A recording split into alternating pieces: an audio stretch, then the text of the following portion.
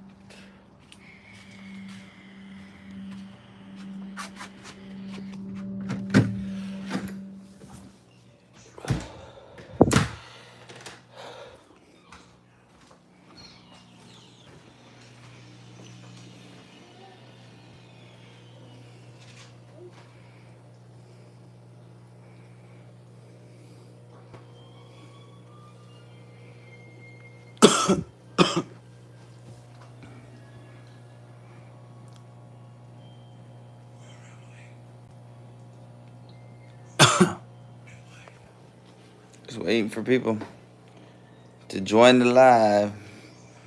I can just show off the fish. Might as well.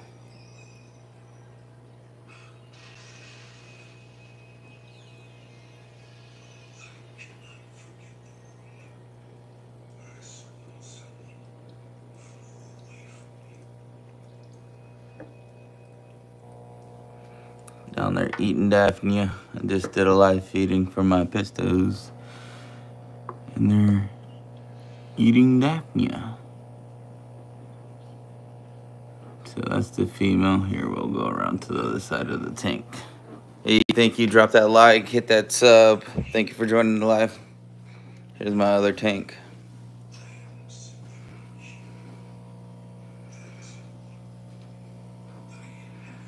And say we reach 10 likes, we'll do a live feeding for the imbunas. Dang, all cichlids, yep. So I have my South Africans in here. It's a mixture. And then I have my South American dwarf cichlids, which are the Apistogramma burleyi opals, which that's the female, and then here's my male. If my camera wants to focus, yeah. Yeah, so that's my South American cichlids. I do have a jar set up too. Lights off right now. The house is beta. She is actually getting ready to be put down sometime soon. Her tumor has gotten massive. But yeah, this is the jar setup. 2 little guppies, some snails. It's a pretty huge jar. I need to do a water change on it and wipe the glass off. And then my guppies. I don't know if anybody was here last time that I was live, but I was taking a pull on moving the guppies over. They moved into the new tank. Here's the setup. Handmade arch built by me.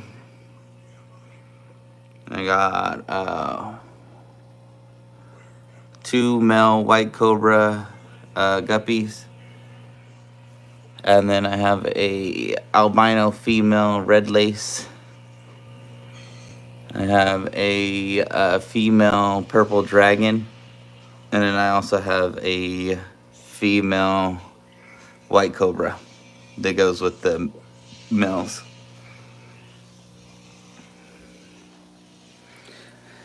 Well, yeah, yep, bubble guppies.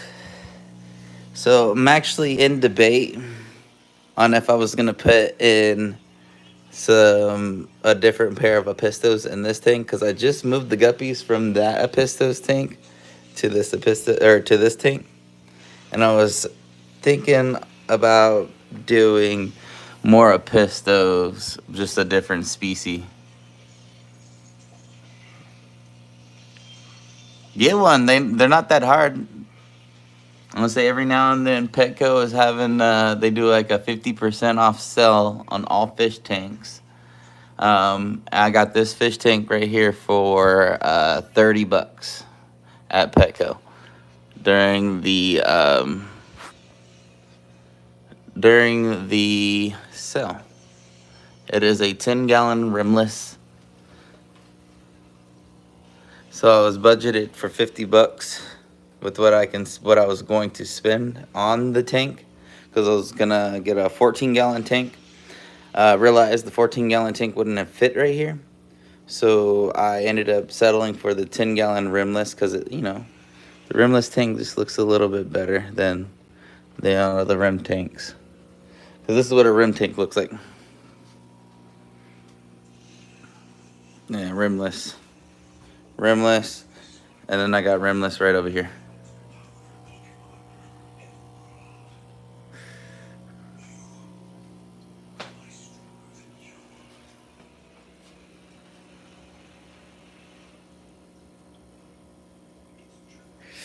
If as long as if you have a heater in your tank and it's preset to a certain temperature, you should be fine with your AC on.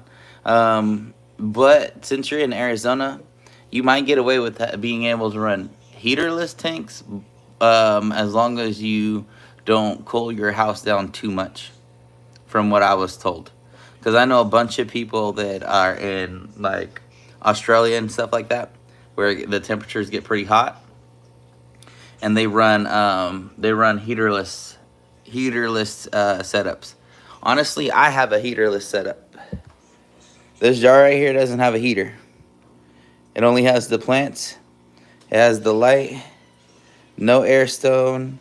Nothing moving the water besides the fish. Every now and then I'll come over here and I'll mess around with the top of the water. But we have surface plants. We have moss growing in and out of the water. And then we have multiple different kind of plants in here, which are providing oxygen for the fish that are in there.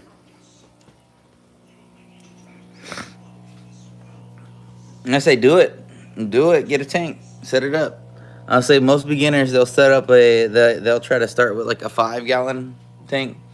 Me personally, if I was to start again and I was gonna get a small tank, I would start with a 20-gallon setup, only because you have more space, you have more footprint to work around with, especially if you want to get into just like hobby breeding for fish for trade. It makes it just a little bit easier to spawn fish in your tank.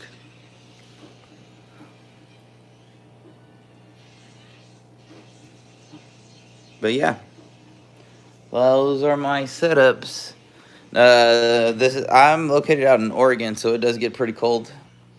It is for my heaterless setups. I keep my house at 71, which means it's maybe like 61 in the jar, but I don't know. I don't know how to range the temperature. And then next year I'm going to be doing a summer pond somewhere out here. So, summer pond coming up next year. And then I do live feeding for all my fish. So, I have a compost, my own red wrigglers. I have a ring catch that actually houses mosquito larvae, unintentionally. And then I cultivate like other food for my fish. As far as tank lights, do I need them? Yes, I would suggest a tank light, because this is what the tank would look like if you didn't have the light on it. Here, I'm gonna turn it off real quick. So this is what your tank would look like. If you don't have no light on it, this is just the window. You're gonna come over here and you can be like squinting, trying to see your fish. So I would say yes, tank light necessary.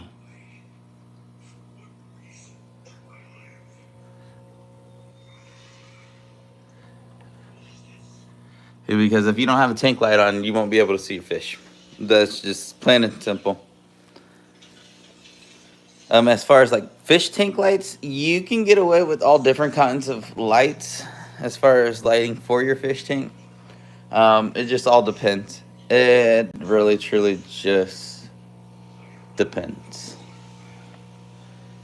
And then I also do houseplants too, so I just picked these guys up from the Reptile Expo. So I got a string of turtles and the string of frogs. Does color affect the fish? What do you mean? Like the color lighting? Like, I'm just confused. Most fish tank lights or most plant lights that you will use for a tank will be full spectrum, which means it should mimic like the sunlight cycle. Like for an example, here I'm gonna flip my camera. This right here, this is my timer for my 75-gallon tank. And what it does is my tank light is on a 12-hour cycle. So what it does is once it hits about like 7, maybe 5:30, depending on what time I had set the tank up to be turned on, it'll turn off. It'll like start to go into night mode. Like you'll see the lights start to dim out. The tank will turn blue, and then it'll finally just go off. And then in this tank, like I said, I have so much success in this tank. I have baby fish at the bottom. So most people pull their females and strip them. Me, I don't pull my females and strip them of their fry. I do survival of the fittest. Only because I don't have room for a whole bunch of setups for growing out fry of different ages, especially since these fish like to breed I would say like every couple weeks, which is insane. And then this is the father of the fish. His name is Big Blue. For you guys who just joined, this is my South African cichlid tank. We had a couple casualties not too long ago, but nothing too bad. I think it was mainly old age, because most of my cichlids were given to me. They're given to me in trade.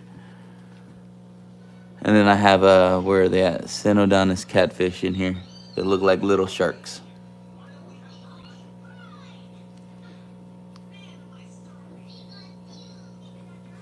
But yeah, talk to me, chat. I got 2 people in here that it shows that's not anonymous. How you guys today? Where are you guys from? I know I got one person from Arizona. Where are you guys from, chat? My pistol Broly eye. Look at him. Honestly, I have some regrets of setting up the South African cichlid tank, but honestly, it worked out so good that I'm impressed with it. I like it. I'm gonna let them work themselves out. I'm not buying any more South Africans for a while. What are good starter fish? Most people say betas. Most people say guppies. Depending on the size tank you get, I would suggest starting with like a nice fish. Like I wish I would have started with apistos. People say apistos are really easy to care for, and they're very rewarding, and you can keep them in community tanks. Unlike if you were to get a beta, it's hit and miss whether that beta can go into a community tank. Just like my South African cichlids, I can't put any other fish that swims water column wise, because they occupy pretty much all space of the water. like upper area. So they'll just attack any of the other fish. I had mollies in there at one point in time that I was rehoming, and they beat up the molly, so I had to rehome them faster than what I wanted to.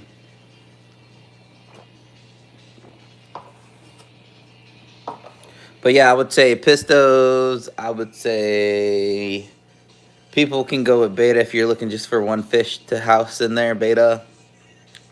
You can go with, people do killifish. Killifish are similar to betas and pistos. I don't know, there's just a lot. I would say stay away from live bears as a beginner. Live bears can overwhelm your tank with babies and overbreeding. And when I mean live bears, guppies, mollies, and platies, and swordtails, and endlers, to be exact. What kind of water to fill the tank? So what you use is you'll use a dechlorinated water. Like you'll do a like a water conditioner to dechlorinate the water. Pyro cheese. Your profile picture's throwing me off for a second. But you use dechlorinated, some water dechlorinator, which here I'll show you what that looks like.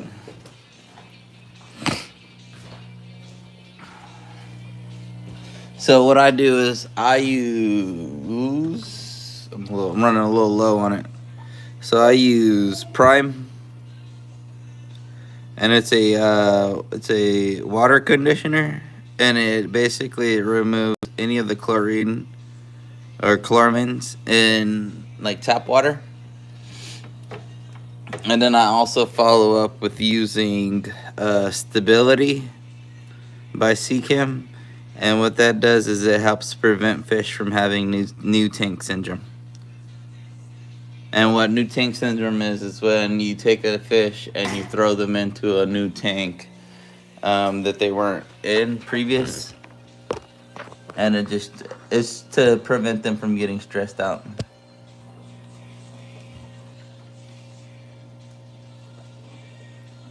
So what I do is I just put a capful into whatever setup that I have that is newer, which is this one. So I'll just do a capful right into there every single day, just to make sure that the fish stay established and healthy.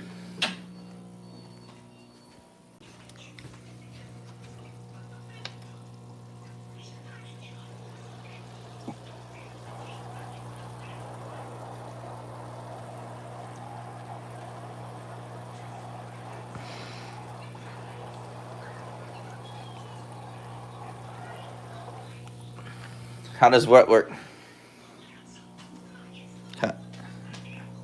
Oh, the filter? So, all right. So there's different filters people run. So some people run hangover back filters. Some people run sponge filters, aka air pump, the air pump powered filters, or some people will run what is called a canister. Me, on my 75-gallon fish tank, I run both a sponge filter and a canister filter. So this guy right here, this is going to be my canister filter. And what it does is, so you see that outtake hose? So what it does is it sucks the water out, down the tube, into here, and into this guy. This guy has multiple different layers of filter media in it and sponges.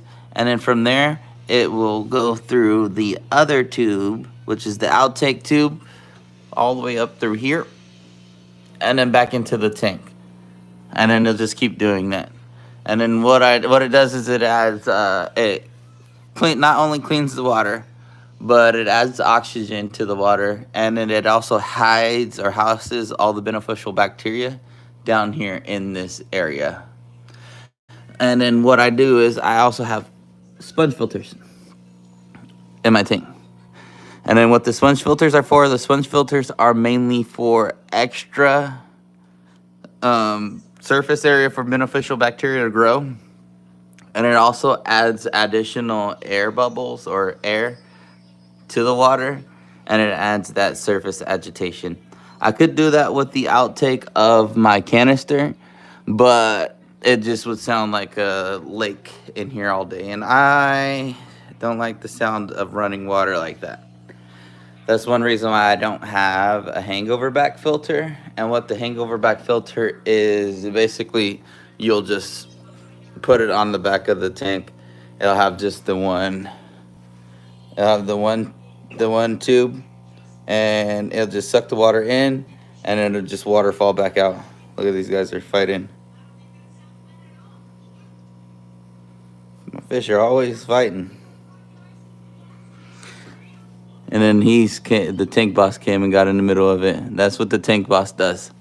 So, for those who aren't familiar with what tank bosses do and their role in a tank, is their role is not only are they the one of the most aggressive fish in the tank, but they're also the fish who is supposed to keep the peace. So if that tank boss isn't keeping the peace, then that means there's going to be another fish that's going to step up and run the tank, essentially. So what that is what he did is he went in, he noticed that this one, no, it was this one and this one were fighting with each other. And what he did is he went and swam right in between the two of them and got in the middle of the scuffle and was basically like, hey, if y'all fighting, I want to fight, basically. Like, you gonna fight somebody, fight me. And that's the role of the tank boss. The tank boss, basically, he handles all of the aggression. He's supposed to be the one who disperses the aggression. That was a mouthful.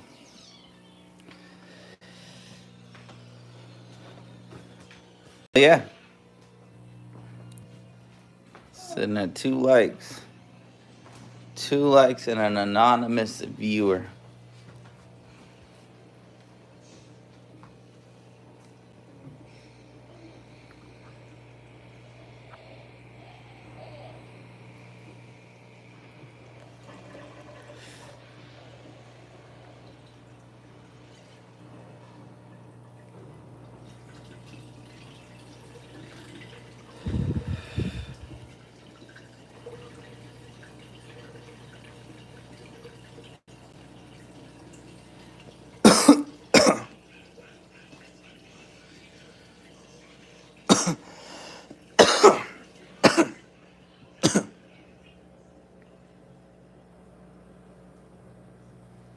Yeah, it is.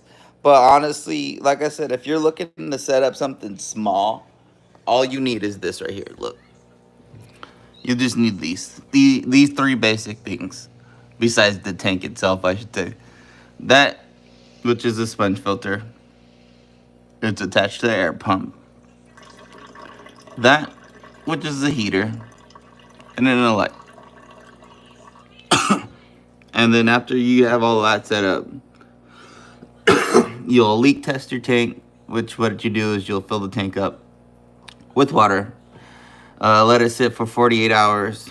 Come back, make sure that there's no water around the tank or under the tank or anything like that. Then you'll just drain the tank and then you'll scape the tank. Scaping the tank is adding the substrate, adding like the little house, if you want the little house in there, and adding plants.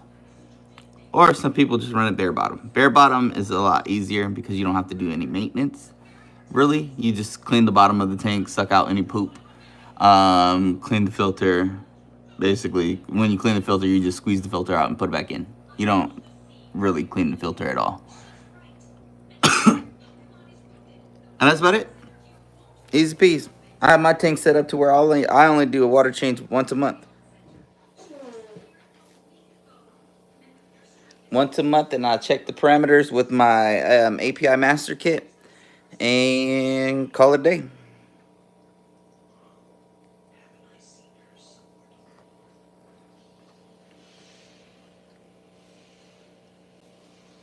Can't believe that.